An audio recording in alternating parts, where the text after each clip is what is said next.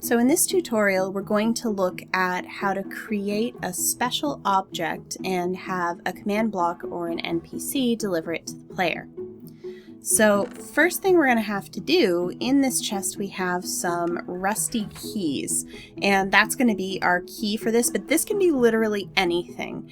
And the way that you do that is you grab an anvil and you grab whatever you want to be your special object. So we're using rusty keys for this tutorial. It could be a blaze rod that is a magic wand, whatever you want. So let's get our tripwire hook, because that is our key. And we're going to go ahead and we're going to rename this Rusty Key.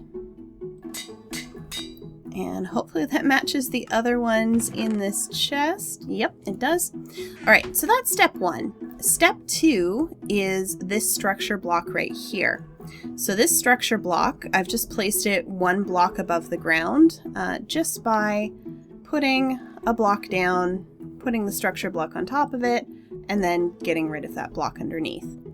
And you're going to set that structure block so that it's just looking at what is right underneath it. So we can see the bounding box there, and we've got this set to size 111, so it's one block, and y-1, it's one block underneath where that structure block is.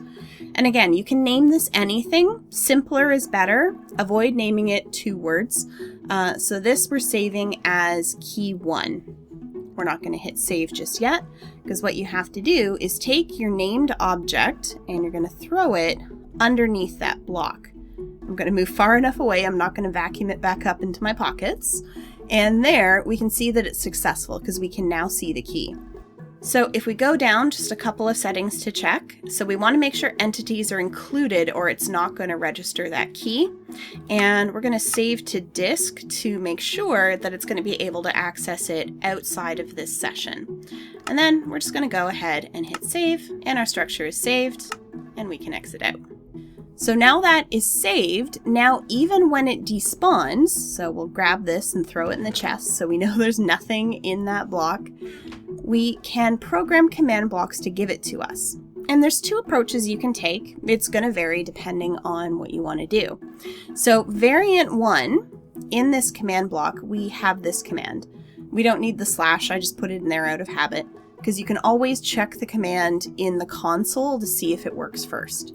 So we've got execute as @p, so as the player, run structure load my structure key 1, so there's our key 1, and then this is putting it 2 blocks in front of that command block. So what this looks like, if I go far enough away, is it's going to hover on the ground like that. So that is really good if you want the key to be accessible to anyone, or you want it to show up someplace like you might have to parkour up to. And I'm using relative positions just so that I can reuse this block, but instead of the relative positions with the tildes, you can also do world coordinates. That works too. I just like being able to copy and paste my block in.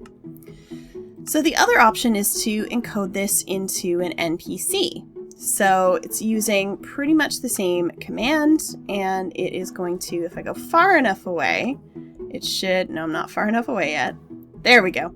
It's going to drop the key 2 blocks in front of that NPC. And the code, again, is exactly the same as in this command block. So that's option number 1. And then option number 2, if we get rid of all those keys we have, is the other key giver, the other command block. It's just a variation on the code that is running it so that it should go directly into the player's inventory.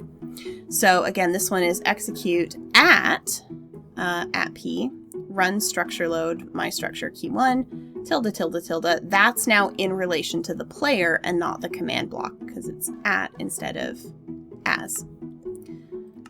So that's option number 1. Get out of the way, cow. So if I go far away as I can, I've now got that key. It's not dropping in front of the block.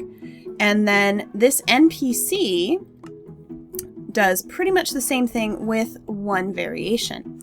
So if I go and I look at the code in this NPC, it's got the @initiator instead of @p. So this means that if you have multiple players gathered around, this is going to go into the initiator's pockets even though they are not the closest person to that NPC.